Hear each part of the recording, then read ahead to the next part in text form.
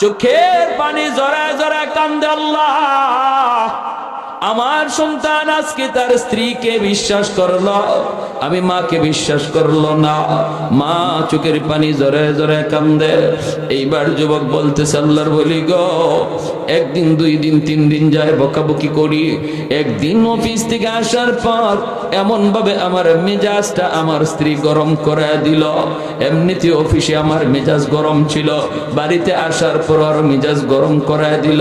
আমি মার রুমে ঢুইকা মারে বকাবকি কইরা মার গায়ে আমি হাত উঠায় ফেলছি। নাউজুবিল্লাহ। যেই মাত্র মার গায়ে হাত উঠাইছি, মা চিল্লানি দিয়া কই, বাবা তুই তোর স্ত্রীর কথায় আজ আমি মার গায়ে হাত উঠে দিলি, একবারও তুই ভাবলি না আমার মার সে বাবার সে নিয়ে অন্যত্র বিয়ে দিবে। জীবন যৌবন সব আমি তোর মুখের দিকে তাকায় কাটায় দিলাম। আজ আমি বৃদ্ধা, গায়ে শক্তি নাই।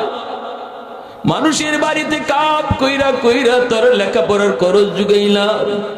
যেই হাতটা দিয়া তুই আমাকে মারলি, এই হাতটা শুধু মায় চুমায়া চুমায়া বড় করছি। তোর এই হাতের মধ্যে আমি মার হাজারো চুমা লেগে আছে, চুমা। মানুষ সন্তানের হাতটাকে লোশন দিয়া দিয়া বড় লোকের ছেলে লোশন দিয়া দিয়া সেটাকে বড় করে। আর আমি তো গরিব, আমি তো লোশন পাই নাই, কিন্তু চুমায়া চুমায়া তোর হাতটা বড় করছি। আজকে এই হাত দিয়ে বুঝি তুই মারলি, হাত দিয়ে বুঝি তুই মারলি। ঠিক আছে, যা, আল্লাহ যেন তোর এই হাত ফসায় দেয়। যে হাত দিয়ে তুই আমারে মারছো, এই হাত যেন আল্লাহ ফসায় দেয়। তুই যেন আমার জানাজার নামাজ পড়তে না পারো। 2টা বদ্ধ করেছে। যুবক কান্দে আর আল্লাহর বলি, মা যেই মাত্র 2টা বদ্ধ দিছে আমি টের পাইছি আমার পায়ের জমিন কাইপা উঠছে, জমিনটা কাইপা উঠছে। আমি তখনই বুঝছি আল্লাহর দরবারে মার বদ্ধ কবুল হয়ে গেছে, কবুল হয়ে গেছে। ভাইরে, ওই যুবক বলতেছে, আল্লাহর ওলি, বেশ কিছুদিন পর আমি অফিস থেকে খবর পাইলাম মা মারা গেছে। জানাজা পড়ার জন্য আমি রওনা দিলাম। মা যে কেমনে মারা গেছে এটা মা জানে, আর আল্লাহ জানে, আর কেউ জানে না। সন্তান যখন মারে কষ্ট দেয়, মা রাতের বেলা ঘুমায় না, এইদিকে ওইদিকে করর দেয়, চোখ দিয়া পানি জড়ায় জড়া বালিশটা ভিজায়, আর শুধু অশান্তি পায়। মারে অশান্তি দিয়া তুমি ঘুমাইবা। মায়ের নবী কয়, এই ঘুম যদি তোমার জীবনের শেষ ঘুম হয়, মরতে দেরি, জাহান্নামে যাইতে দেরি হবে না। মান আসবাহা মুতিআন লিল্লাহি ফি ওয়ালিদাইহি আসবাহা লাহু বাবান মাফতুহান মিনাল জান্নাহ ফাইন কানা ওয়াহিদান ফাওয়াহিদা ওয়া মান আসবাহা আসিয়ান লিল্লাহি ফি ওয়ালিদাইহি আসবাহা লাহু বাবান মাফতুহান মিনান নার ফাইন কানা ওয়াহিদান ফাওয়াহিদা। কিলা ইয়া রাসূলুল্লাহ ওয়া ইন যালামা ক্বালা ওয়া ইন যালামা ওয়া ইন যালামা ওয়া ইন যালামা। নবী বলেন, সন্তান মনে রেখো, রাতের বেলা তুমি যদি বউ বাচ্চা নিয়ে ঘুমাও, এই অবস্থায় তোমার মা তোমার উপর খুশি, তোমার বাবা তোমার উপর খুশি, রাতের বেলা তোমার আব্বা তোমার উপর খুশি, মা তোমার উপর খুশি। তুমি ঘুমাইছ, সকাল হওয়া মাত্রই আল্লাহ পাক তোমার জন্য জান্নাতের 2টা দরজা খুলে দেয়। ওয়ামান আসবাহা আসিয়াম লিল্লাহি ফি ওয়ালিদাইহি, আর যদি রাতের বেলা তুমি ঘুমাও, মার কলিজায় ব্যথা দিয়া, বাবার কলিজায় ব্যথা দিয়া, খুশি করো নাই মারে, খুশি করো নাই, মার কলিজায় আঘাত। দিনে তুমি এমন একটা কথা কইছো, এমন একটা আচরণ করছো, যে আচরণে মা কষ্ট পায় রাত্রে ঘুমাইতে গেছে, বাবা আছে, বাবারে নিয়ে ঘুমাইতে গেছে, স্বামী স্ত্রী ঘুমায়, দুজন বৃদ্ধ। এই অবস্থায় একজন আরেকজনের সান্ত্বনা দেয়, মা কান্দে আর বাবা সান্ত্বনা দেয়, কান্দো না, আর আমাদের হায়াত আর কয়দিন আছে, আমরা তো একদিন দুনিয়া থেকে চলে যাব।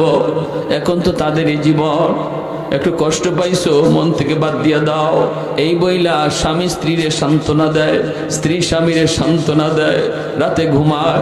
আল্লাহর নবী কয়, রে যুবক, এই রাত যদি তোর মরণ হয়, তোর জীবনের নামাজ রোজা হজ যাকাত তাসবিহ তাহলিল যত ইবাদত আছে কোন ইবাদতে জান্নাতে নিতে পারবে না, মরতে দেরি জাহান্নামে যাইতে দেরি হবে না। নাউজুবিল্লাহ। তাহলে রাতের বেলা আমরা ঘুমাই, জানি না এই ঘুম জীবনের কার শেষ ঘুম। কারণ ঘুমটা হলো মরণের ভাই। আমরা ঘুমের দোয়াও পড়ি, আল্লাহুম্মা বিসমিকা আমুতু ওয়া আহইয়া। আল্লাহ তোমার নামে মরতেছি, তোমার নামে জিন্দা হব। অতএব আমি নিজে বলতেছি আমি মরতেছি, ঘুম না আমি মরতেছি, এই কথাটা নিজের মুখে বলতেছি আমরা। আল্লাহ নবী শিখায়া দিছে, বলো আমি মরতেছি আল্লাহ তোমার নামে, জিন্দা হব তোমার নামে। ঘুমন্ত ব্যক্তি আর মৃত ব্যক্তির ভিতরে তফাৎ নাই। ঘুমন্ত ব্যক্তির রূহটাও দেহ থেকে চলে যায়, মুর্দার রূহটা দেহ থেকে চলে যায়। এই অবস্থায় ঘুমন্ত ব্যক্তির রূহটা আল্লাহর হুকুমে যদি আবার ফিরত আয় তবে লোকটা ঘুম থেকে জাগে, নতুবা আর জাগে না, জীবনের শেষ ঘুম হয়ে যায়। অতএব ভাইরা বন্ধুরা করে শুনবা, যুবক মনে রাখো ওই ঘুমের ঘরে যাওয়ার আগে তুমি খেয়াল রাখো আজকে সারা দিনে কোনো আচরণে মারে কষ্ট দিছো কিনা, বাবারে কষ্ট দিছো কিনা। যদি কোনো আচরণে কষ্ট পায় থাকে আল্লাহর দোহাই, আল্লাহর দোহাই মার কাছে যায় একটু বও, একটু খুশ গল্প করো, কথায় কথায় বলো আম্মা গো কষ্টটা পাইয়াম, কথাটা শুই না তুমি কষ্ট পাইছো, মা তুমি মাফ করে দিও, আব্বা তুমি আমার কথায় কষ্ট পাইছো, এখন ঘুমাইতে যাই আব্বা তুমি মাফ করে দিও, মাফ করে দিও।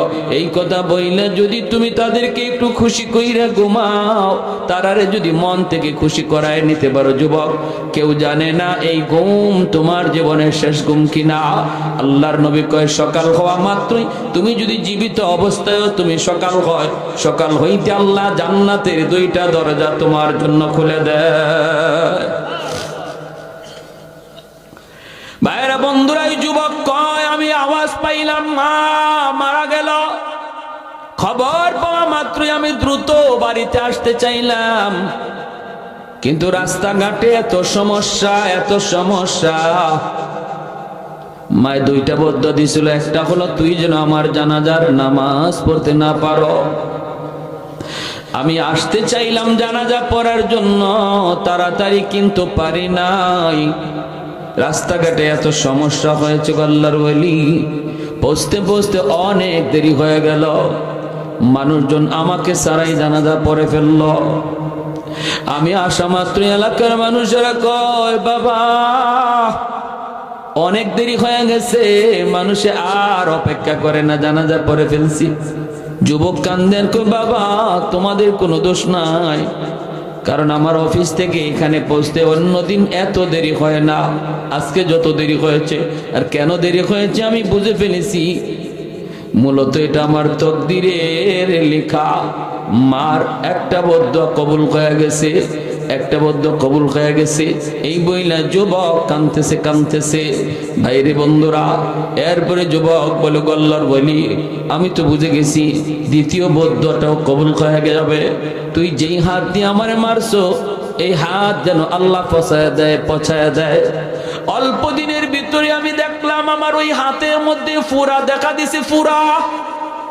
এই ফুরা থেকে পচন দুর্গন্ধ বের হয়, এই পচা জায়গার মধ্যে পুক জমে গেছে, পুক। ডাক্তার দেখাইতে গেলাম, অ্যান্টিবায়োটিক, হাই অ্যান্টিবায়োটিক দিল। ডাক্তাররা কয় আমরাও তো বুঝি না কেন তোমার পচন ভালো হয় না, কারণ এই ঔষধে তো পচন ভালো হওয়ার কথা, কেন হয় না আমরা তো বুঝতেছি না, আমরা তো বুঝি না। কিন্তু আমি দেখতেছি আমার পচন শুধু উপরে উঠতেছে, পুরা হাতটা পয়চা যাইতেছে, উপরে উঠতেছে। একটা পর্যায়ে ডাক্তার বলে আর আমাদের কাছে কোনো চিকিৎসা নাই। আমি ডাক্তারকে বললাম ডাক্তার আমি জানি আমার রোগের ঔষধ কোথায়, আমার রোগ হলো আসমানে, চিকিৎসা করছো তোমরা জমিনে, আমার রোগ কোনোদিন ভালো হবে না, এটা আমার মার বদ্ধ, আমার বদ্ধ। এই যুবক বলে আল্লাহর ওলি, যে বউয়ের কারণে, যে স্ত্রীর কারণে মার গায়ে হাত উঠাইছিলাম, এই স্ত্রীও আমাকে ফালাইয়া বাপের বাড়ি চইলা আরেক লোককে বিয়ে করছে। আমি এখন একা, মানুষজন কেউ আমার বাড়িতেও থাকতে দেয় না, এত দুর্গন্ধ, এত দুর্গন্ধ। রাস্তায় রাস্তায় ঘুরি, চাকরি বাকরি সব আমার গেল, আপনজন প্রিয়জন সবাই এলাকা থেকে তাড়ায় দিল। এখন আমার রাস্তায় রাস্তায় ঘুরি আর মসজিদে মসজিদে থাকি। আমি এইভাবে কাপড় দিয়ে পেঁচায় পেঁচায় রাখি পছন্দ, যেন দুর্গন্ধ কেউ টের না পায়, টের না পায়। এই সব কিছু বাপ মার ওই মায়ের বদদোয়া। এজন্যই নবী বলেছে, যুবক, 3 ব্যক্তির দোয়া বদদোয়া সরাসরি কবুল। এর ভিতরে এক ব্যক্তি হলো বাপ মা, তাদের দোয়া বদদোয়া কবুল। যদি দোয়া নেও আব্দুল কাদের জিলানীর দোয়ার আগেও মার দোয়া বাবার দোয়া কবুল হবে। আর যদি বদদোয়া নেও, বাপ মার বদদোয়া ফিরাইবার মতো ক্ষমতা আসমানের নিচে কারো না। নবীজি একদিন মদিনার মসজিদের কবরের পাশ দিয়ে যাচ্ছেন। মদিনার কবরস্থানের নাম জান্নাতুল বাকি। জান্নাতুল বাকির পাশ দিয়ে আল্লাহর নবী যাচ্ছেন, সাহাবায়ে কেরাম নবীর সাথে। আল্লাহর নবী বলেন, সাহাবীরা, এই যে একটা কবর দেখা যাচ্ছে নতুন, আল্লাহ আমাকে অন্তর চোখে দেখাইতেছে, এই কবরের মধ্যে একটা যুবকের লাশ, আর জাহান্নামের আগুনে জ্বলতেছে, সাপের কামড় খাইতেছে, আগুনে পুড়তেছে, আর মা মা কয়ে চিৎকার করে কাঁদতেছে। রহমতের নবী বলেন, সাহাবীরা রে, আমি তো রহমতের নবী, এই কবরের পাশ দিয়া এই অবস্থায় যুবকের আমি চলে যাব, হয় না একটু সুপারিশ করব আল্লাহর কাছে, তোমরা আমিন আমিন বলবা। সাহাবায়ে কেরাম বলে, নবী গো, আপনি হাত উঠান। আমার নবী, আপনার নবী উম্মতের কষ্ট দেখলে নবী সইতে পারে না, ঠিক কিনা? দরদি নবী, উম্মতের দরদি নবী। এই জন্য নবী কই, সাহাবীরা রে, তোমরা কেউ দেখো না, কিন্তু আল্লাহ আমাকে দেখাইছে এই কবরের ভিতরে যুবকের আযাব আযাব। আমি একটু আল্লাহর কাছে সুপারিশ করব, তোমরা আমিন আমিন বলবা। নবী হাত বাড়ায় দিলেন, মালিক, ও মালিক, তুমি তো আমাকে রহমতের নবী বলেছ, তুমি তো রহমতের নবী বলেছ। রহমতের নবী কবরের পাশ দিয়া চলে যাবে, আর কবরের ভিতরে আযাব হবে, হয় না, হয় না। আল্লাহ, আমি তোমার দরবারে সুপারিশ করলাম, আল্লাহ তুমি যুবকের কবরের আযাব মাফ করে দাও। নবী যখন আল্লাহর কাছে দোয়া চাইলেন, সাহাবায়ে কেরাম আমিন বলে আমিন বললেন, আল্লাহ তুমি কবুল করো। নবী দেখেন আযাব বন্ধ হলো না। এরপরে মায়ার নবী আবারও হাত উঠাইলেন, মালিক, ও মালিক, মালিক, তুমি তো আমাকে রহমতের নবী বলেছ, আমি তো নিজে নিজে বলি না আমি রহমতের নবী। ওয়ামা আরসালনাকা ইল্লা রাহমাতাল লিল আলামিন, তুমি তো রহমতের নবী বলেছ। রহমতের নবী কবরের পাশ দিয়া গেলে যদি আযাব বন্ধ না হয়, তাহলে রহমতের নবী বানায় লাভ কি? আল্লাহ আবার হাত উঠাইলাম। নবী হাত উঠে দোয়া করেন, সাহাবীরা আমিন বলেন, আযাব বন্ধ হয় না। এইবার নবী আবার হাত উঠাইলেন আর কান্দেন, মালিক, কোথায় আমি ভুল করলাম? আমার হাতের দাম বুঝি তোমার দরবারে কবে গেল? এই হাতটা কোন জায়গায় অন্যায় করছে মালিক, আমি বুঝি না, আমাকে বুঝা দাও। আল্লাহ, আমার কোথায় ভুল হয়ে গেছে, আমাকে ধরে দাও। আল্লাহ পাক রব্বুল আলামিন কয়, বন্ধু, তোমার হাতের দাম কমে নাই, হাতের দাম কমে নাই, তোমার কোনো দোষ না বন্ধু। যেই যুবকের আযাব হয়, এই যুবকের মা এখনো দুনিয়ায় জীবিত, মার কলিজায় অনেক ব্যথা, মার কলিজায় অনেক ব্যথা। মরণের সময়ও মা সন্তানরে মাপ দেয় নাই, এত কলিজায় ব্যথা। ওই মা যতক্ষণ পর্যন্ত মাফ না দিবে, আমি আল্লাহ তোমার দোয়াও কবুল করব না। যতক্ষণ পর্যন্ত মায় মাফ না দিবে বন্ধু, তোমার সুপারিশও আমি কবুল করব না। আল্লাহর নবী, রহমতের নবী, মায়ার নবী তখন নিরাশ হয়ে গেলেন। নবী এবার বুঝতেছেন বাপ্পার কলিজায় যদি ব্যথা থাকে, ফিরেও যদি আমার জন্য দোয়া করে, পেশাব যদি দোয়া করে দোয়া কবুল হবে না। কেমনে পেশাব? শুধু বর্তমানে পেশাব না, আব্দুল কাদের জিলানী, মঈনুদ্দিন চিশতি, কুতুবউদ্দিন কাকির মতো বড় বড় ওলি আল্লাহ যদি দোয়া করে দোয়া কবুল হবে না। যদি বাপমার কলিজায় ব্যথা থাকে, কেন হবে না? কারণ রহমতের নবীর দোয়া কবুল হইছে না, আমার নবীর সুপারিশটাই কবুল হইছে না। অতএব আমার পেশাব তো নবীর থেকে বড় না, নবীর সুপারিশটাই যেখানে কবুল হয় না, মার কলিজায়, বাবার কলিজায় যদি ব্যথা থাকে, নবী রহমতের নবী সাহাবায়ে কেরামকে বলেন, সাহাবীরা রে, গন্ডগোল তো অন্য জায়গায়, তাড়াতাড়ি করে তার মারে খবর দাও, আমি নবীর সালাম যায় পৌঁছাও। সাহাবায়ে কেরাম যায় তার মাকে সালাম জানাইলেন। মা নবীর কাছে আসলেন, বৃদ্ধা মহিলা। আল্লাহ নবী সালাম জানায় বলতেছেন, মা গো, কবর খানা চিনুনি?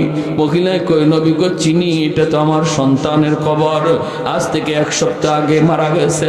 আল্লাহর নবী বলতেছেন, মা এই ছেলে বুঝি তোমার দুনিয়াতে খুব কষ্ট দিছে, তোমার অনেক যন্ত্রণা দিছে, তোমার অমান্য অবাধ্য হয়ে চলছে।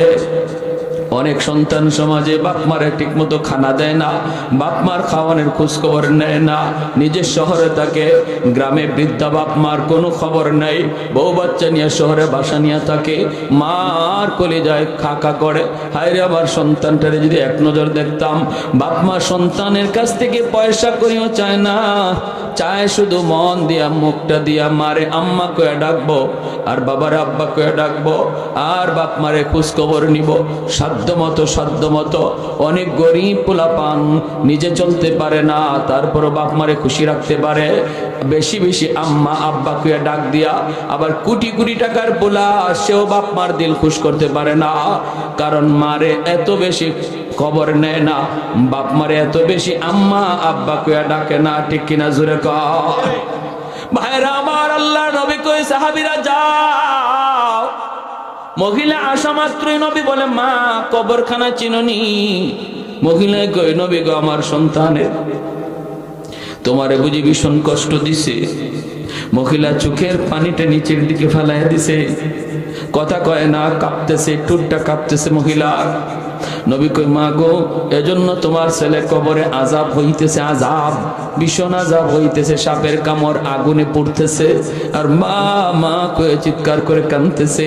আল্লাহ আমাকে অন্তর চোখে দেখায়া দিছে, মা গো, আমি তোমার সন্তানের জন্য 1 বার নয় 3 বার সুপারিশ করেছি, কিন্তু আল্লাহ আমার সুপারিশ ফিরাইয়া দিছে। সাফ সাফ আল্লাহ জানাইয়া দিছে, তুমি যদি তারে মাফ না করো, আল্লাহ তারে মাফ দিবে না। মাগো, আমি নবী তোমার কাছে সুপারিশ করি, দয়া করে ছেলেটারে মাফ করে দাও, তুমি মাফ না দিলে আযাব বন্ধ হবে না। মহিলা মাথা নিচের দিকে দেওয়া, জবাব দেয় না, কথা কয় না, আল্লাহ নবীর কোনো জবাব দেয় না। এইবার মহিলা মাথাটা উপরে উঠাইছে, চোখ থেকে পানি ঝরতেছে, আর বলতেছে, নবী গো, আমি এরে মাফ করবো না, আমি মাফ করবো না, মাফ করবো না। কারণ নবী গো, আমার পিঠে এখনো মাইরের দাগ আছে, আমার পিঠে তার এখনো মাইরের দাগ, মাইরের দাগ, এখনো আঘাতের দাগ। যদি দেখতে চান নবী গো, আমি দেখাইতে পারবো। এই বইলা মহিলা হাউমাউ করে কান্না শুরু করলো। আল্লাহ নবীর চোখ থেকে দর দর করে পানি পড়ে, নবী কান্দেন আর বলেন, হায় রে সন্তান, হায় রে সন্তান, সন্তান বুঝি এমন হয়, যেই সন্তানকে এত আদর কইরা, এত মায়া কইরা লালন পালন করলো মা, সারাটা রাত বুকের উপর রাইখা ঘুমাইলো, ভিজা বিছানায় নিজে শুইল, সন্তানকে বুকে রাখলো। এই মার গায়ে বুঝি সন্তান হাত উঠাই দিল, মায়ার নবীও কান্দেন। এইবার নবী বুঝতেছেন মহিলার দিল শক্ত হয়ে গেছে, দিল নরম করা যাবে না। নবী এবার চিন্তায় পড়ে গেলেন, তাহলে কিভাবে আযাব বন্ধ করা যায়? আমি তো এই অবস্থায় যাইতে পারি না, আমি তো পারি না, কারণ সে তো আমার উম্মত। হাসরের মাঠে যদি কই, নবী গো, আপনি আমার এই অবস্থা দেখে কেমনে চলে গেলেন গো নবী? আল্লাহ নবী, রহমতের নবী কই, মালিক, কবর কবরের আযাবটা আমারে যেভাবে তুমি দেখাইতেছো তার মারেও দেখায় দাও। কারণ আমি নবী জানি, মা যদি নিজের চোখে সন্তানের বিপদ দেখে, আযাব দেখে, তাহলে দিল নরম হয়ে যাবে। কারণ সন্তানের বিপদ বাপ মা সইতে পারে না, সন্তানের কষ্ট বাপ মা সইতে পারে না। যতই সন্তানের উপরে বিরক্ত হোক, সন্তান যদি বিপদে পড়ে সবার আগে বাপ মা দেয়, সবার আগে বাপ মা যায় দাঁড়ায়। আল্লাহর নবীকে আল্লাহ আযাবের দৃশ্যটা মার চোখে দেখায় দাও। রব্বুল আলামিন কয়, বন্ধু তোমার এই সুপারিশ আমি আল্লাহ কবুল করলাম। সাথে সাথে কবরের আযাবের দৃশ্য নবীও দেখেন, মহিলাও দেখে। চোখের খামন থেকে কুদরতি পর্দা আল্লাহ সরায় দিলেন। মা যেই মাত্র দেখে ছেলে মা মা কয়ে চিৎকার করে ডাকে, সাথে সাথে মার দিল নরম হয়ে গেছে। আযাবের দৃশ্য আর মা মা ডাক শোনা মাত্রই মার দিল নরম হয়ে গেল। মা ডাক দিয়া কয়, নবী গো, ওগো নবী, আমি ভাবতে পারি না, আমি বুঝি নাই আমার ছেলে এত কষ্টে। ওগো নবী, আমার মনে যত কষ্ট ছিল, যন্ত্রণা ছিল, সব আমি ভুলে গেলাম। আমি আমার সন্তানরে মাফ করে দিছি।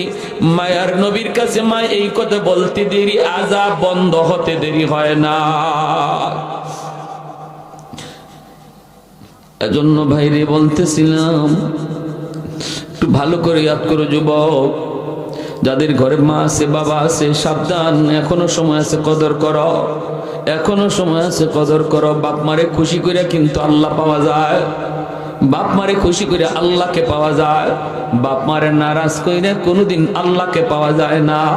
আর যদি বাপ মারে রাজি কইরা আল্লাহরে পাও, দুনিয়াতে নগদ পুরস্কার 1 নাম্বার। আল্লাহ পাক তাফসীরে কিতাবে লিখেন, 1 নাম্বার ফায়দা হলো বাপ মার দোয়া যদি থাকে, বাপ মা যদি সন্তানের উপর খুশি থাকে, 1 নাম্বারে আল্লাহ এই সন্তানের দুনিয়াতে হায়াত আল্লাহ বাড়ায় দেয়। যে সমস্ত সন্তান বাপ মার মামলায় আল্লাহর আদালতে ধরা খাবে, বাঁচার কোনো উপায় নেই। তার জীবনের হজ, তার জীবনের রোজা, তার জীবনের যাকাত, তার জীবনের নামাজ, সমস্ত ইবাদত লইয়া তার জান্নাতে যাওয়ার কথা। কিন্তু যদি মা বাবার মামলা থাকে, এই সন্তান নামাজ রোজা লইয়াও জান্নাতে যেতে পারবে না, যতক্ষণ পর্যন্ত তার বাপ মা তারে মাফ না দিবে। আর হাসরের মাঠে মা সন্তানকে চিনবে না, একটুও দরদ দেখাবে না, বাবা সন্তানের প্রতি বিন্দু পরিমাণ দরদ দেখাবে না। দরদ হাসরের মাঠে নাই। হাসরের মাঠে কি নাই? কোনো দরদ নাই। সবার একটা কথাই, চিনি না, চিনি না। সন্তান যায় যদি কয়, আম্মা আমারে মাফ করো, মা কইব তুই কের সন্তান, আমার চিনি না, সর। বাবার কাছে যাই কইব, আব্বা ভুল করে ফেলেছি, আব্বা মাফ করে দাও, তোমার মামলায় আমি ধরা। বাবা কইব তুই কেডা, তোরে চিনি না, সর। ইয়াউমা ইয়াফিরুল মারউ মিন আখিহি ওয়া উম্মিহি ওয়া আবিহি ওয়া সাহিবাতিহি ওয়া বানিহি লিকুল্লি ইমরিইম মিনহুম ইয়াউমাইযিন শাআনুন ইউগনি। আল্লাহ নিজে বলেন, সবগুলি মানুষ একে অপর থেকে ভাগতে থাকবে। বন্ধু বন্ধুর কাছ থেকে, সন্তানের কাছ থেকে, মায়ের কাছ থেকে, স্বামী স্ত্রীর কাছ থেকে, স্ত্রী স্বামীর কাছ থেকে। কেউ কারো দিকে তাকাবে না, কেউ কারো প্রতি একটু দয়া দেখাবে না, বরং একটাই টার্গেট থাকবে, মা টার্গেট থাকবে, সন্তানরে বিপদে ফেলাইয়া আমি মা কেমনে বেঁচে যাই। সন্তানের টার্গেট থাকবে বাপ মারে বিপদে ফেলাইয়া, বাপ মারে ধরা খাওয়ায়া, বাপ মার উপরে দোষ চাপায়া আমি কেমন করে মুক্তি পাই। স্বামী স্ত্রীকে বলবে, স্ত্রীর উপরে দোষ চাপায়া স্বামী কেমন করে মুক্তি পায়। এই চিন্তা হাসরের মাঠে দুনিয়ার সকল স্বামীরা করবে। হাসরের মাঠে সমস্ত স্ত্রী একই টার্গেট নিবে, যদি কাউকে বিপদে ফেলাইও আমি বাঁচতে পারি। কারণ ওই দিন কেউ কারো টেনশন নিবে না, শুধু ইয়া নাফসি বইলা নিজে বাঁচার ফিকির করবে। যেরকম সুবহানাল্লাহ। এজন্য বলি রে আল্লাহর গোলাম, কার জন্য দুনিয়ায় কি করো? হারাম পথে তুমি চললা, হারাম কামাই ঘরে ঢুকাইলা, কার জন্য তুমি কি করলা? কেউ সেদিন তোমার সাহায্যের জন্য বিন্দু পরিমাণ আগাবে না, একটু দরদ দেখানোর জন্য সন্তান আসবে না, স্ত্রী স্বামীর পাশে একটু দাঁড়াবে না। তাহলে তুমি স্বামী স্ত্রীকে খুশি করার জন্য কেন তুমি হারাম পথে আগাইতেছ? কেন তুমি সুদের ব্যবসা করো? কেন তুমি ঘুষ খাইতেছ? কেন তুমি আরেকজনের হক মাইরা স্ত্রীকে তুমি পালতেছ, সন্তান খাওয়াইতেছ? না রে ভাই, একটু চিন্তা করে দেখো, হালাল পথে যেই মানুষটা চলে, যদিও তার ইনকাম কম, তবুও তার সংসার চলতেছে, বউ বাচ্চা সেও পালতেছে। তুমি কেন পারবা না? তুমি কেন এত বড় বোঝা মাথায় নিচ্ছ? হাসরের মাঠে স্ত্রী বলবে, মালিক আমি জানি না, আমি জানি না, আমি জানি না। সন্তান বলবে, আমি জানি না, জানি না, আমার আব্বা কেন হারাম করে ঢুকাইলো? আমার বাবাকে আপনি জিজ্ঞেস করেন। স্ত্রী বলবে, স্বামীরে জিজ্ঞেস করেন। কেউ কারো পাশে একটু দাঁড়াবে না, একটু সাহায্যের জন্য আগাবেও না। বাইরের জন্য মনে রাখবা, হারাম টাকা ঘরে ঢুকাইয়া তুমি ঘর বানাইছো, সুদের টাকা দিয়ে ঘর বানাইছো। এত বড় ঘর তুমি কিন্তু একা থাকো না, একা কিন্তু থাকো না, থাকো তুমি একটা কাটে একটা রুমে, 10টা রুমের মধ্যে অন্য মানুষেরা থাকে, তোমার সন্তান থাকে, মেয়ে থাকে, মা বাবা থাকে, মা থাকে, আত্মীয় স্বজন ভাই বোন তারা থাকে, মেহমান আসলে পরে অন্য রুমে থাকে। তোমার ওই 10টা রুমের মধ্যে একটা রুমে তুমি শুধু জীবন কাটাইলা, 9টা রুম ব্যবহার করলো অন্যরা। কিন্তু হাসরের মাঠে ওই 9 রুমের হিসাব আল্লাহ তোমার কাছ থেকে একা নিবে। পাতিল ভরা ভাত, পুরা পাতিলের ভাত তুমি একা খাও না, একা খাও না। তুমি খাইছো 1 প্লেট, 2 প্লেট, আরো 20টা প্লেট, 100টা প্লেট অন্যরা খাইলো। কিন্তু আল্লাহ পাক রব্বুল আলামিন পুরা পাতিলের ভাতের হিসাব নিব আল্লাহ তোমার কাছ থেকে, একা তোমার কাছ থেকে হিসাব নিব। তাহলে বলো তো দেখি, ও আল্লাহর গোলাম, হিসাব দিবা তুমি একা, ব্যবহার করবে সবাই, তারপরে এতটুকু বোঝার পরেও কেন তুমি হারাম খাওয়াইয়া লালন পালন করো? কেন তুমি হারাম টাকা দিয়ে ঘর বানাও? কেন তুমি হারাম টাকা দিয়ে করে খাওয়ানোর আয়োজন করো?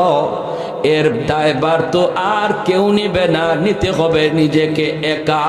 এতটুকু বোঝার পরেও যারা হারাম ঘরে ঢুকায়, বলুন তো এরা বুদ্ধিমান নাকি বোকা?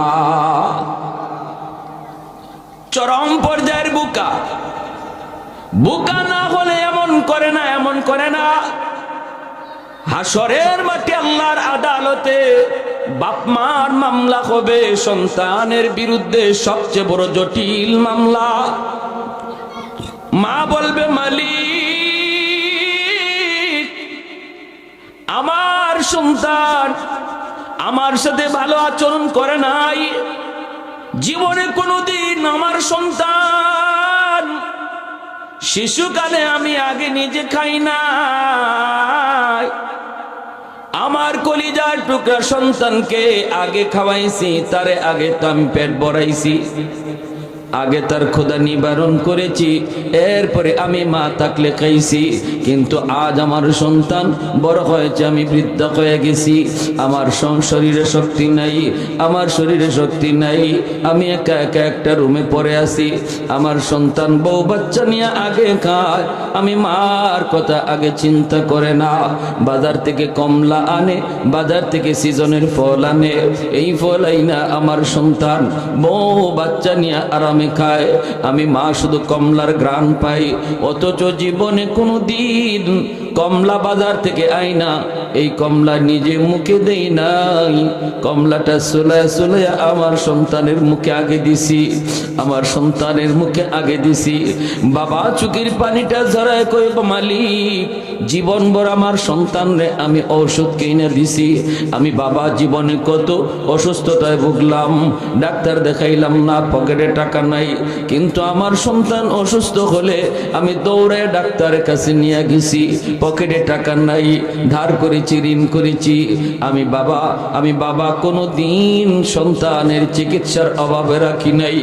আজ আমি বৃদ্ধ হয়েছি, আমি অসুস্থতায় ভুগি, পকেটে নাই টাকা, ওষুধ কেনার মতো সামর্থ্য আমার নাই, গায়ে আমার শক্তি নাই, কোমরে জোর নাই, কোমরটা বাঁকা হয়ে গেছে, চোখে আমি ভালো কিছু দেখি না। কিন্তু আমার সন্তান বাজারে গেল, নিজের ঔষধ কিনলো, সন্তানের ঔষধ কিনলো, কিন্তু আমি বাবার ঔষধটা আনলো না, আমার ঔষধটা আনলো না। আমি অসুস্থতায় কষ্ট করে করে মারা গেছি। ও মালিক, আজ তোমার দরবারে আমার মামলা, তোমার আদালতে আমার মামলা। দুনিয়ার জীবনে যে সমস্ত বাপ মার চোখ দিয়া চোখের পানি পড়ছে, এক ফোঁটা চোখের পানি যদি ঝরে রে যুবক, মায়ের চোখের পানির ফোঁটা জমিন বরদাস্ত করে না, বাবার চোখের পানির ফোঁটা জমিন বরদাস্ত করে না। প্রতিটা পানির ফোঁটা আল্লাহর আদালতের ফাইলে যায় জমা হয়, আল্লাহর আদালতের ফাইলে গিয়া জমা হয়, মামলা রেডি হয়ে যায়। দুর্বলের চোখের পানির ফোঁটা আল্লাহর আদালতে মামলা হিসাবে দায়ের হয়। এজন্য সাবধান, মনে রাখবা, সাবধান, দুর্বলের উপরে কখনো জুলুম করবা না, ঘরের স্ত্রীর উপরে জুলুম করবা না। স্ত্রী তোমার ঘরের মধ্যে সে দুর্বল, সাথে কাউকে সে আনে নাই, মা আনে নাই, বাবা আনে নাই, ভাই আসে নাই, বোন আসে নাই, আপন বলতে কেউ আসে নাই, একা একা স্বামীর হাত ধরে এসেছে। যেই মেয়েটা জীবন কাটাইল, যৌবন কাল পর্যন্ত বয়সটা কাটায় দিল মায়ের সাথে, বাবার সাথে, ভাইয়ের সাথে, বোনের সাথে, প্রতিবেশী, আপনজন, প্রিয়জনের সাথে, সে তার জীবনের ওই সময়ের অংশটুকু, পুরা জীবনের ওই অংশটুকুকে ভুলে স্বামীর হাত ধরে অচেনা অজানা এক জায়গায় পাড়ি দিল। ওই এলাকার মানুষ কেমন সে জানে না, ওই ঘরের মানুষগুলি কেমন তাও জানে না, শ্বশুরের মেজাজ কেমন জানে না, শাশুড়ির মেজাজ কেমন জানে না, দেবরের মেজাজ কেমন জানে না, ননদের মেজাজ কেমন জানে না। তারপরও স্বামীর ভালোবাসা নিয়া স্বামীর হাত ধরে চলে এসেছে, সব কিছু বরণ করে নিয়েছে। চিরদিনের জন্য আপন মানুষগুলাকে পর বানায়া, চিরদিনের জন্য আপন মানুষগুলাকে পর বানায়া, স্বামী তোমাকে আপন বানাইয়া স্বামীর সংসারের মানুষগুলারে আপন বানায়া সে চলে আসছে। এখানে তার রক্তের কেউ নাই। যদি তুমি তার উপরে জুলুম করো, তারে কষ্ট দাও, তার পক্ষে কেউ দাঁড়াবার মতো লোক এখানে নাই। সবাই তোমরা এক, আর কিন্তু সে একজন ভিন্ন। এই অবস্থায় সে দুর্বল। নবী বলেন, সালাসাতুন দাওয়াতুম মুস্তাজাবাতুন লা শাক্কা ফি, দাওয়াতুল মাজলুম ওয়া দাওয়াতুল মুসাফির ওয়া দাওয়াতুল ওয়ালিদ আলা ওয়ালাদিহি। নবী বলেন, তিন ব্যক্তির দোয়া বদদোয়া আল্লাহর দরবারে সরাসরি কবুল হয়ে যায়। এক হলো মজলুমের দোয়া বদদোয়া, আরেক হলো মুসাফিরের দোয়া বদদোয়া, আরেক হলো বাপ মার দোয়া বদদোয়া। এই তিন ব্যক্তির দোয়া বদদোয়া আল্লাহর দরবারে সরাসরি কবুল হয়ে যায়, কবুল। এজন্য ভাইরি, ঘরের মধ্যে দুর্বল হলো স্ত্রী, অতএব স্ত্রীর উপরে জুলুম কইরো না। যখনই তার উপরে টর্চারিং করবা, জুলুম করবা, তার এক ফোঁটা চোখের পানি যদি পাক করে যায় পরে, আল্লাহর জমিন বরদাস্ত করে না, সাথে সাথে মালিকের আদালতের ফাইলে যায় জমা হয়ে যায়। অতএব ভাইরে সাবধান, মনে রাখবা, বাপমার চোখের পানি জমিন সয় না, স্ত্রীর চোখের পানি জমিন সয় না, দুর্বলের চোখের পানি জমিন সইতে পারে না। সাবধান, নবী বলে, দুর্বলের আহ তোমরা মুখ দিয়া বের করেও না। এ মনে রাই করে যুবক, গোষ্ঠীর পাওয়ার দেখায়া, ক্ষমতার পাওয়ার দেখায়া, টাকার পাওয়ার দুর্বলের চোখের পানি জমিনে ফালায়ও না, ফালায়ও না। মুখ থেকে আহ শব্দ বের করায়ও না, কারণ এই আহ মুখ থেকে বের হইতে দেরি আল্লাহর আদালতে জমা হইতে দেরি হয় না। কারণ যার পক্ষে কেউ থাকে না তার পক্ষে দাঁড়ায় কে? আর একটু জোরে আওয়াজ দিয়া বললে কোন হইব? যার কেউ নাই তার কে আছে? দুর্বলের পক্ষে কে? এজন্য বলতেছি একটু মনোযোগ দিয়ে কাল করে দিলের কথাগুলি শোনো। এ আল্লাহর গোলাম, বাপ মার চোখের পানি আল্লাহ পাক রব্বুল আলামিন বলে ওয়া বিল ওয়ালিদাইনি ইহসানা ইম্মা ইয়াবলুগান্না ইনদাকাল কিবারা আহাদুহুমা আও কিলাহুমা ফালা তাকুল লাহুমা উফ ওয়ালা তানহারহুমা ওয়া কুল লাহুমা কাওলান কারীমা ওয়াখফিদ লাহুমা জানাহাতুল মিনার রাহমাহ وَقُلْ رَبِّ ارْحَمْهُمَا كَمَا رَبَّيَانِي صَغِيرًا। আল্লাহ পাক বলে সর্ববয়সে বাপ মার সাথে ভালো আচরণ করবা। বিশেষ করে আমি আল্লাহ বলি যেই বয়সটাতে বাপ মা বৃদ্ধ হয়ে যায়, গায়ে তার শক্তি নাই, টাকা কামাই করার তার কোনো ক্ষমতা নাই, তোমার মুখের দিকে তাকায় রইছে, আমার সন্তান বাজারে যাবে, আমার জন্য শীতের কাপড় নিয়ে আসবে, সন্তান বাজারে যাবে, আমার জন্য ঔষধ নিয়ে আসবে, তোমার মুখের দিকে তাকানো। ও সন্তান, একটু ভাইবা দেখো, এককালে তুমিও কিন্তু এমন ছিলা। শিশুকালে তুমিও টাকা জোগাড় করো নাই, তোমারও জোগাড় করার ক্ষমতা ছিল না। তোমার শীতের কাপড় লাগবে, চাইছো বাবার কাছে, তোমার ঔষধ লাগবে, চাইছো তুমি বাবার কাছে। চাওয়াও লাগে নাই, চাওয়াও লাগে নাই, শীত আসতেছে, শীত আসতেছে, বাবা তোমার জন্য শীতের কাপড় কিনে আনছে। অসুস্থ হইছো, আব্বা ওষুধ আনো বলা লাগে নাই, বাবা তোমার জন্য ঔষধ কিনে আনছে, ঔষধ কিনে আনছে। আল্লাহ পাক কয় রে দুনিয়ার বান্দা বান্দির দল, কেন আমি আল্লাহ আমার হকের পরপরই তোমাদের বাপ মার হকের কথা বললাম জানুনি? জানুনি, জানুনি, সাবধান, সাবধান। বৃদ্ধ বয়সে বাপ মার দিকে আলাদা নজর রেখো, আলাদা নজর। কারণ এই বয়সটা আর তোমার শিশুকালের বয়স সমান। শিশুকালে তোমার বাবা যেইভাবে তোমার খেয়াল করছে, সেইভাবে তোমার যত্ন নিয়েছে, যেইভাবে তোমার হাজতটা আগে পূরণ করেছে, বৃদ্ধ বয়সে তুমিও বাপ মার দিকে ওই রকম নজর রাখো, যেন মায় বলতে হয় না বাবা শীত লাগে কাপড় আনো, বলতে যেন হয় না, বাবা যেন এই কথা বলতে হয় না বাবারে আমার ঔষধ শেষ, ঔষধ কিনে আনো। বরং তুমি নিজেই খবর নাও বাবার ঔষধ আসেনি না নাই, তুমি নিজেই খবর নাও বাবা আমার শীতের কাপড় আসেনি না নাই। যেইভাবে শিশুকালে তোমারটা বাবা আগে আনছে, বৃদ্ধ বয়সে তুমিও বাপ মারটা আগে পূরণ করো। আল্লাহ বলেন ওয়ালা তাকুল লাহুমা উফ, সাবধান, এমন কোন আচরণ, এমন কোন কথা কইও না যেই কথায় মার মুখ দিয়া উফ শব্দ বের হয়, বাবার মুখ দিয়া উফ শব্দ বের হয়।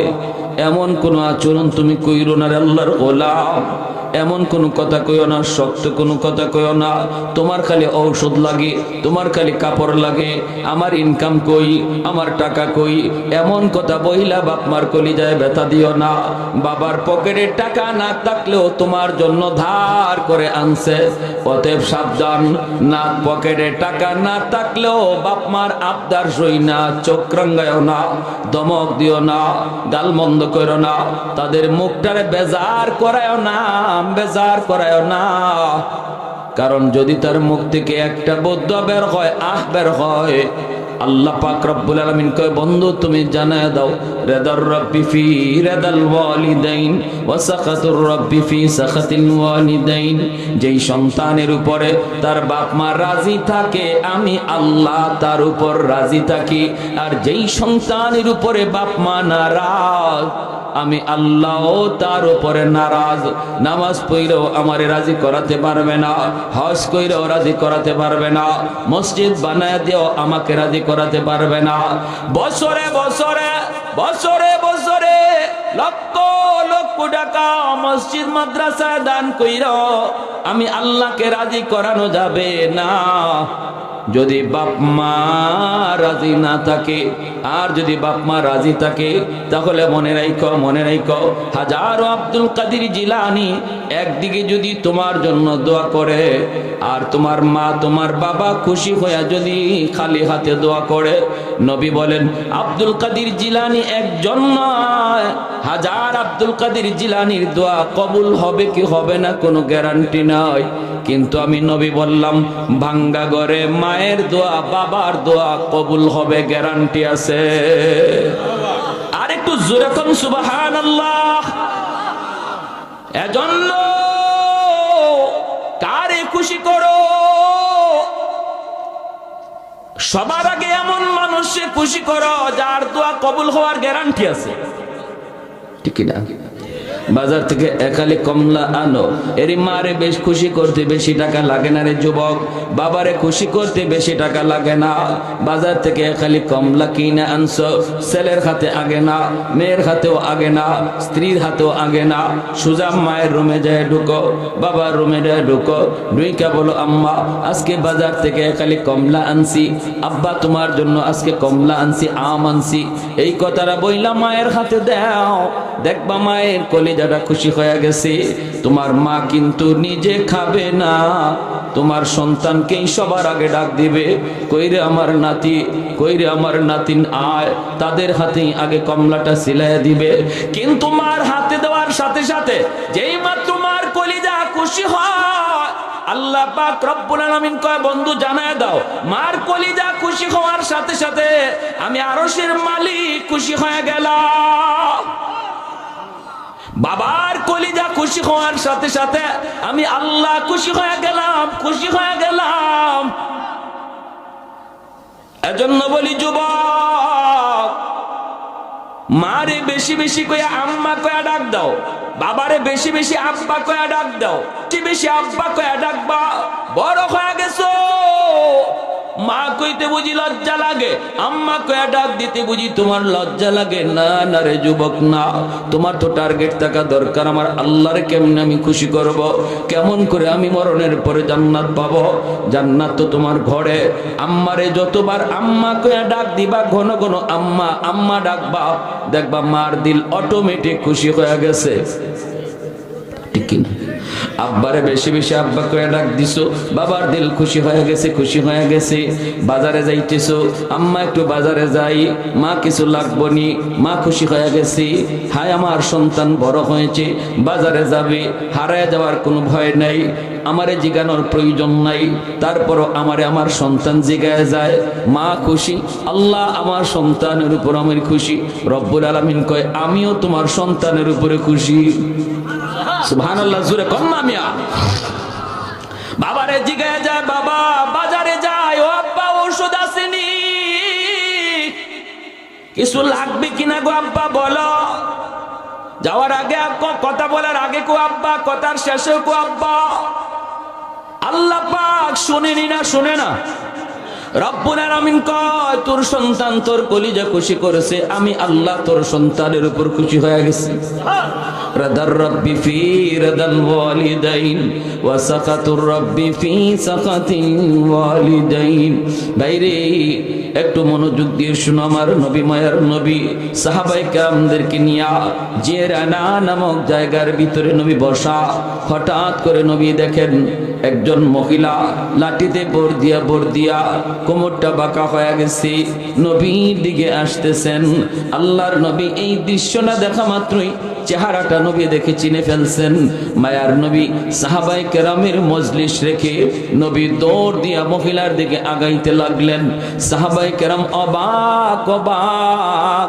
রহমতের নবী কারো সম্মানে কখনো দাঁড়ান না, আগায় যাওয়ার প্রয়োজন হয় না, কারণ আমার নবীর চেয়ে সম্মানী জমিনে আর কেউ নাই, ঠিক না? উঠতে হয় না, যাইতে হয় না। কিন্তু এই সেই মহিলাকে কি তার পরিচয়, কি তার পরিচয়, যার সম্মানে মায়ার নবী শুধু দাঁড়ালেন তা নয়, নবীজি দৌড়ায় যাইতেছেন, যেরকম সুবহানাল্লাহ। সাহাবায়ে কেরাম পিছনে পিছনে দৌড়াইতেছেন, সাহাবায়ে কেরাম পিছনে পিছনে দৌড়ান। মায়ার নবী কাছে যায় বলতেছেন, মা গো, ও মা, তুমি কষ্ট করে কেন মুহাম্মাদের দরবারে একবার তুমি খবর দিলা না কেন? আমাকে খবর দিলেই তো মুহাম্মদ তোমার দরবারে হাজির হয়ে যেত। মা গো, মুহাম্মদের দরবারের চেয়েও তুমি মার দরবার অনেক দামি।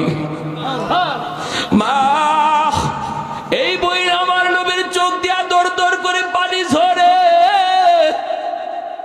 নিজের নবুয়তি চাদর মাটিতে বিছায়া দিলেন, নবুয়তি চাদর মাটিতে বিছায়া নবী বলেন, মা, জুতা খুলবা না, জুতা খুলবা না গো মা, তোমার জুতা সহ নবীর নবুয়তি চাদরে বসো, তোমার জুতার পায়ের দুলিতে নবীর নবুয়তি চাদর ধন্য হবে।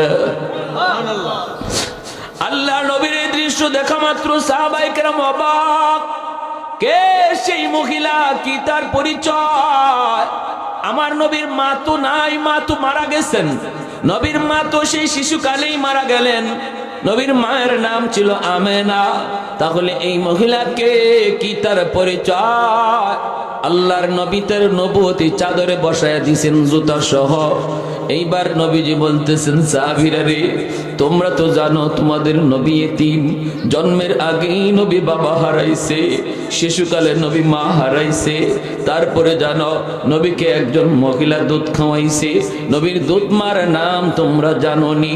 সাহাবীরা কয়, নবী গো, দুধমার নাম হালিমা সাদিয়া। আল্লাহর নবী বলেন, সারা জীবন শুধু নাম শুনেছো, নাম শুনেছো, জীবনে কোনোদিন দেখো নাই, আজকে নিজের চোখে দেখে নাও।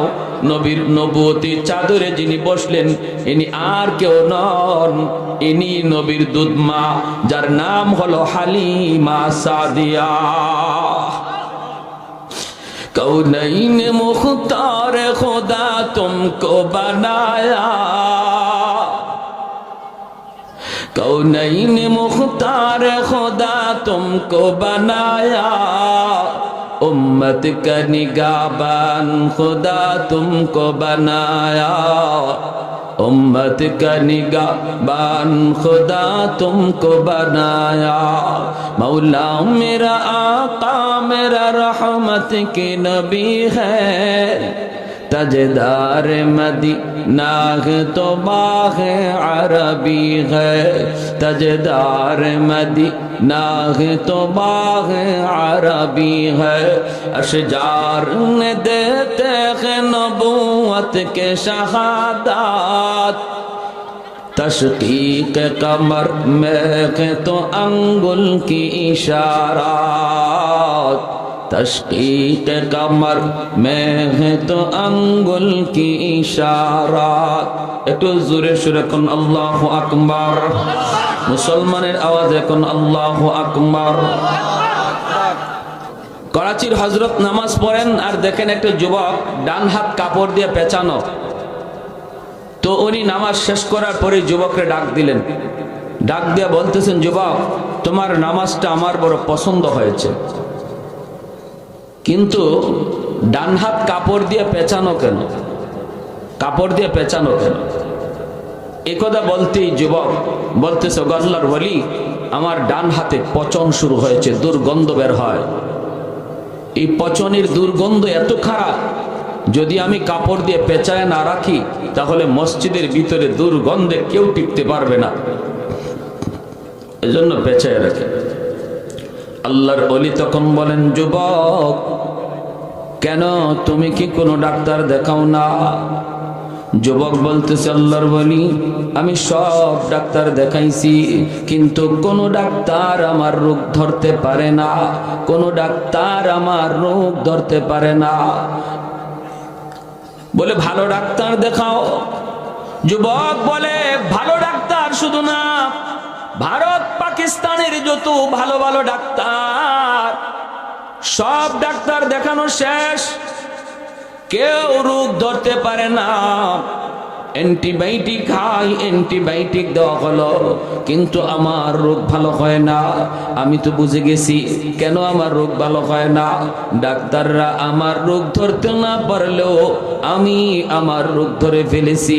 এই বইলেই যুবক হাউমাউ করে কাঁদতে লাগলো, চোখের পানি মুছতেছে, কথা যেন আর বলতেই পারে না, জবানে তার কথা আটকে যাচ্ছে। আর যুবক বলতেছে, ওগো আল্লাহর ওয়ালি, আমার রোগটা কোথায় আমি ধরে ফেলেছি? আমার রোগ হলো আসমানে, চিকিৎসা চলছে জমিনে। জীবনে কোনোদিন রোগ ভালো হবে না। আগুন লাগছে শেরপুর, পানি দেয় ফরিদপুর, জীবনে কোনোদিন আগুন নিভবে না। আমার রোগ হলো আসমানে, চিকিৎসা হইতেছে জমিনে, কোনোদিন রোগ ভালো হবে না। আল্লাহর ওলি বলেন, যুবক কান্না থামাও, কি হয়েছে তুমি বলো। যুবক তখন কান্দে আর কয়, আল্লাহর ওলি, আমি আমার মায়ের একমাত্র সন্তান, আমার কোনো আর ভাই নাই বোন নাই, আমি আমার মায়ের একমাত্র সন্তান, একমাত্র সন্তান আমার মা। আমি দুনিয়াতে আসার কিছুদিন পরই আব্বা মারা গেলেন। তারপরে আমার মাকে আমার নানা নানি মামা মামি তারা আসছিল নিয়ে যাওয়ার জন্য, অন্যত্র বিয়ে দেবে, কিন্তু আমার মা যায় না। মা বলতেছে আমি আর দ্বিতীয় বিয়ে বসবো না। আল্লাহ আমার একটা মানিক দিছে, আমি আমার সন্তানের চেহারা দেখে জীবন যৌবন কাটায় দেব, আমি আর কোথাও বিয়ে বসবো না, স্বামীর ঘরেই আমি থাকব। এই বইলা মা আমাকে লইয়া, আমাকে নিয়ে স্বপ্ন দেখা মা জীবন যৌবন কাটায় দিল। আমি স্কুলে ভর্তি হলাম, স্কুলে ভর্তি হলাম, মা আমাকে স্কুলে লেখাপড়া করাইলেন, মানুষের বাড়িতে কাম কাজ কইরা, মানুষের কাছ থেকে দাঁড়াই না, মা এইভাবে আমার লেখাপড়া যোগাইতেছেন, খাতা কলমের ব্যবস্থা মা করতেছে। হাই স্কুলও গেলাম, সেখানেও মা আমাকে মানুষের বাড়িতেই কাম কইরা, আত্মীয় স্বজনের কাছ থেকে মাঝে মাঝে দাঁড়াই না, এইভাবে মা আমার লেখাপড়ার খরচ যোগাইতেছেন, মা লেখাপড়ার খরচ যোগাইতেছেন।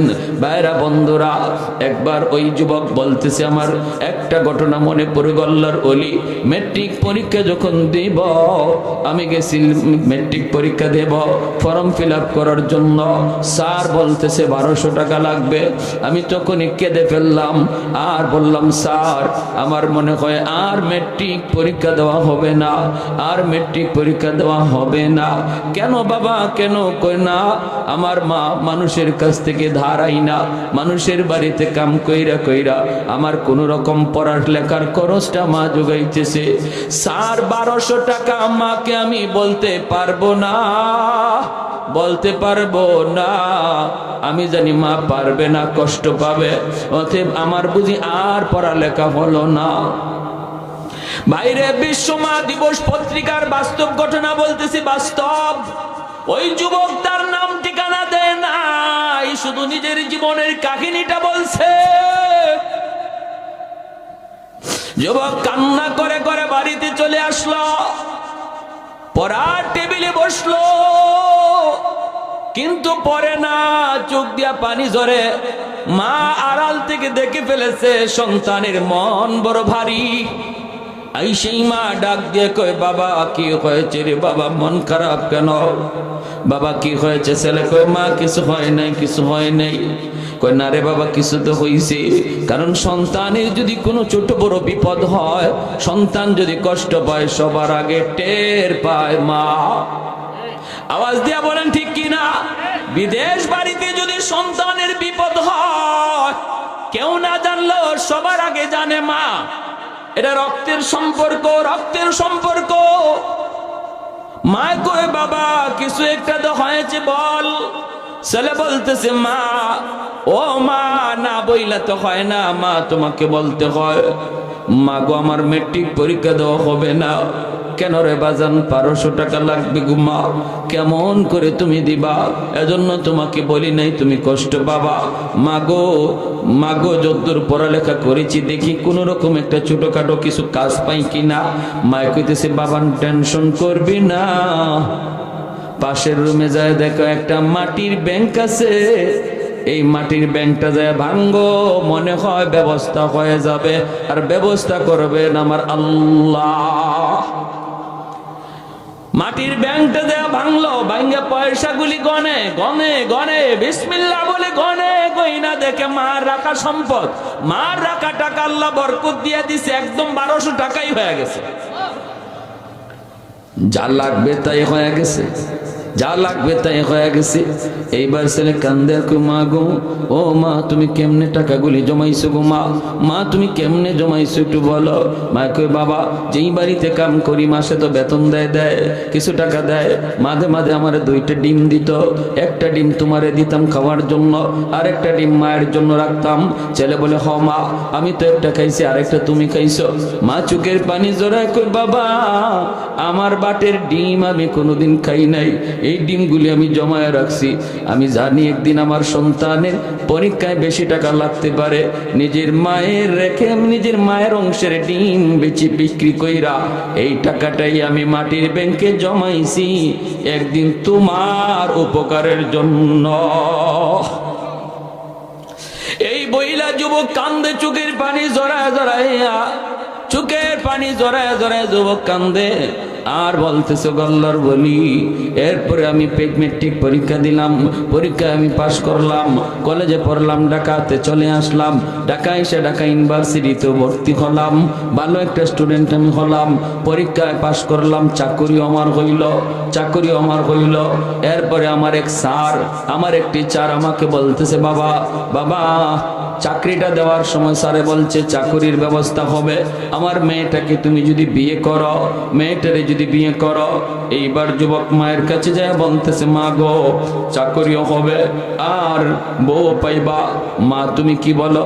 মা কই বাবা বড় লোকের মেয়ে ঘরে আনতে আমার বড় ভয় লাগে, কারণ বড় লোকের মেয়ে গরিবের ঘরে আইসা মানায় নেবে কিনা সন্দেহ। যুবক বলেন না গো মা না, টেনশন করো না, টেনশন করো না, তার সাথে আমার কথা হয়েছে, মা গো মেয়েটা অনেক ভালো, তোমাকে মানবে। এই বইলা মাকে রাজি করাইছি। যুবক যুবক রাজি করাইয়া মাকে, যুবক রাজি করাইয়া বউটারে ঘরে নিয়ে আসছে। ভাইরে দিন যায় রাত যায়, মা মনে মনে যা ভাবছিল তাই ঘটে গেল। বড় লোকের শিক্ষিত মেয়ে গরিবের ঘরে আইসা গরিব মাকে মা কইয়া ডাকতে তার বড় শরম লাগে, শরম লাগে। বাইরে আস্তে আস্তে দিন যেতে লাগলো, মায়ের বিরুদ্ধে যুবকের কানে কানে নালিশ দেয়, স্বামীর কানে কানে নালিশ দেয় মায়ের বিরুদ্ধে, অফিস থেকে আসলে পরে মায়ের বিরুদ্ধে নালিশ দেয়। যুবক বলতেছে আল্লাহর ওলি গো প্রথম প্রথম আমি তার দেওয়া অভিযোগ আমি বিশ্বাস করি না, বরং আরো বলছি সাবধান, আমার মায়ের বিরুদ্ধে তুমি কোনো কথা বলবা না। জানো না তুমি আমার মা, আমার শুধু মা না, আমার মা, আমার মাও, আমার বাবাও, সব কিছু মা করছে, মার বিরুদ্ধে কিছু বলবা না। কিন্তু আল্লাহর ওয়ালি একদিন প্রতিদিন একই কথা আর কত শোনা যায়। আমি তো মহব্বত করে বিয়ে করেছি, আমি তো তারে ভালোবেসে বিয়ে করেছি, এজন্য তার প্রতি দুর্বল। মার রুমে ঢুইকা একদিন মারে বকাবকি করলাম, ধমক দিলাম, মারে তুমি কেন ওর সাথে খালি বাজাবাজি করো? মায় কই বাবা বিশ্বাস কর আমি কোনো কথা কই না, আমি কোনো ঝগড়া করি না, মূলত তোর বউ আমাকে এখানে চায় না, তার কাছে ভালো লাগে না, খানা দিতে খানাটা আমারে দেয় কিন্তু মহব্বতের সাথে দেয় না। আমি চেহারা দেখে বুঝে ফেলি রে বাবা আমাকে দিল থেকে ভালোবাসে না। না রে মা না, তুমি মিথ্যা বলো, ঠিক বলে এই বইলা ধমক দিয়াইছে। মা সারা রাত চোখের পানি জড়ায় জড়ায় কান্দে, আল্লাহ আমার সন্তান আজকে তার স্ত্রীকে বিশ্বাস করলো, আমি মাকে বিশ্বাস করলো না। মা চোখের পানি জড়ায় জড়ায় কান্দে। এইবার যুবক বলতেছে আল্লাহর বলি গো একদিন, 2 দিন, 3 দিন যায় বকাবকি করি। একদিন অফিস থেকে আসার পর এমন ভাবে আমার মেজাজটা আমার স্ত্রী গরম করে দিল। এমনিতে অফিসে আমার মেজাজ গরম ছিল, বাড়িতে আসার পর আর মেজাজ গরম করে দিল। আমি মার রুমে ঢুইকা মারে বকাবকি কইরা মার গায়ে আমি হাত উঠায় ফেলছি, নাউজুবিল্লাহ। যেই মাত্র মার গায়ে হাত উঠাইছি মা চিল্লানি দিয়া কই বাবা তুই তোর স্ত্রীর কথায় আজ আমি মার গায়ে হাত উঠে দিলি, একবারও তুই ভাবলি না আমার মার সে বাবার সে নিয়ে অন্যত্র বিয়ে দিবে। জীবন যৌবন সব আমি তোর মুখের দিকে তাকায় কাটায় দিলাম। আজ আমি বৃদ্ধা, গায়ে শক্তি নাই, মানুষের বাড়িতে কাপ কইরা কইরা তোর লেখাপড়ার খরচ জুগাইলাম। যে হাতটা দিয়ে তুই আমাকে মারলি, এই হাতটা শুধু মায় চুমায়া চুমায়া বড় করছি। তোর এই হাতের মধ্যে আমি মার হাজারো চুমা লেগে আছে, চুমা। মানুষ সন্তানের হাতটাকে লোশন দিয়া দিয়া বড় লোকের ছেলে লোশন দিয়া দিয়া সেটাকে বড় করে, আর আমি তো গরিব, আমি তো লোশন পাই নাই, কিন্তু চুমায়া চুমায়া তোর হাতটা বড় করছি। আজকে এই হাত দিয়ে বুঝি তুই মারলি, হাত দিয়ে বুঝি তুই মারলি। ঠিক আছে, যা, আল্লাহ যেন তোর এই হাত ফসায় দেয়। যে হাত দিয়ে তুই আমারে মারছো, এই হাত যেন আল্লাহ ফসায় দেয়। তুই যেন আমার জানাজার নামাজ পড়তে না পারো। দুইটা বদ্ধ করেছে, যুবক কান্দে আর গল্লার বলি, মা যেই মাত্র দুইটা বদ্ধ দিছে আমি টের পাইছি আমার পায়ের জমিন কাইপা উঠছে, জমিনটা কাইপা উঠছে। আমি তখনই বুঝছি আল্লাহর দরবারে মার বদ্ধ কবুল হয়ে গেছে, কবুল হয়ে গেছে। ভাইরে, ওই যুবক বলতেছে গল্লার বলি, বেশ কিছুদিন পর আমি অফিস থেকে খবর পাইলাম মা মারা গেছে। জানাজা পড়ার জন্য আমি রওনা দিলাম। মা যে কেমনে মারা গেছে এটা মা জানে, আর আল্লাহ জানে, আর কেউ জানে না। সন্তান যখন মারে কষ্ট দেয়, মা রাতের বেলা ঘুমায় না, এইদিকে ওইদিকে করর দেয়, চোখ দিয়া পানি জরা জরা বালিশটা ভিজায়, আর শুধু অশান্তি পায়। মারে অশান্তি দিয়া তুমি ঘুমাইবা। মায়ের নবী কয়, এই ঘুম যদি তোমার জীবনের শেষ ঘুম হয়, মরতে দেরি, জাহান্নামে যাইতে দেরি হবে না। মান আসবাহা মুতিআন লিল্লাহি ফি ওয়ালিদাইহি আসবাহা লাহু বাবান মাফতুহান মিনাল জান্নাহ ফাইন কানা ওয়াহিদান ফাওয়াহিদা ওয়া মান আসবাহা আসিয়ান লিল্লাহি ফি ওয়ালিদাইহি আসবাহা লাহু বাবান মাফতুহান মিনান নার ফাইন কানা ওয়াহিদান ফাওয়াহিদা। কিলা ইয়া রাসূলুল্লাহ ওয়া ইন যালামা ক্বালা ওয়া ইন যালামা ওয়া ইন যালামা ওয়া ইন যালামা। নবী বলেন, সন্তান মনে রেখো, রাতের বেলা তুমি যদি বউ বাচ্চা নিয়ে ঘুমাও, এই অবস্থায় তোমার মা তোমার উপর খুশি, তোমার বাবা তোমার উপর খুশি, রাতের বেলা তোমার আব্বা তোমার উপর খুশি, মা তোমার উপর খুশি। তুমি ঘুমাইছ, সকাল হওয়া মাত্রই আল্লাহ পাক তোমার জন্য জান্নাতের দুইটা দরজা খুলে দেয়। ওয়ামান আসবাহা আসিয়াম লিল্লাহি ফি ওয়ালিদাইহি, আর যদি রাতের বেলা তুমি ঘুমাও মার কলিজায় ব্যথা দিয়া, বাবার কলিজায় ব্যথা দিয়া, খুশি করো নাই মারে, খুশি করো নাই মার কলিজায় আঘাত। দিনে তুমি এমন একটা কথা কইছো, এমন একটা আচরণ করছো, যে আচরণে মা কষ্ট পায় রাত্রে ঘুমাইতে গেছে, বাবা আছে বাবারে নিয়ে ঘুমাইতে গেছে, স্বামী স্ত্রী ঘুমায়, দুজন বৃদ্ধ। এই অবস্থায় একজন আরেকজনের সান্ত্বনা দেয়, মা কান্দে আর বাবা সান্ত্বনা দেয়, কান্দো না, আর আমাদের হায়াত আর কয়দিন আছে, আমরা তো একদিন দুনিয়া থেকে চলে যাব। এখন তো তাদের এই জীবন, একটু কষ্ট পাইছো মন থেকে বাদ দিয়া দাও। এই বইলা স্বামী স্ত্রীরে সান্ত্বনা দেয়, স্ত্রী স্বামীরে সান্ত্বনা দেয়, রাতে ঘুমায়। আল্লাহর নবী কয়, রে যুবক, এই রাত যদি তোর মরণ হয়, তোর জীবনের নামাজ, রোজা, হজ, যাকাত, তাসবিহ, তাহলিল, যত ইবাদত আছে, কোন ইবাদতে জান্নাতে নিতে পারবে না। মরতে দেরি, জাহান্নামে যাইতে দেরি হবে না। নাউজুবিল্লাহ।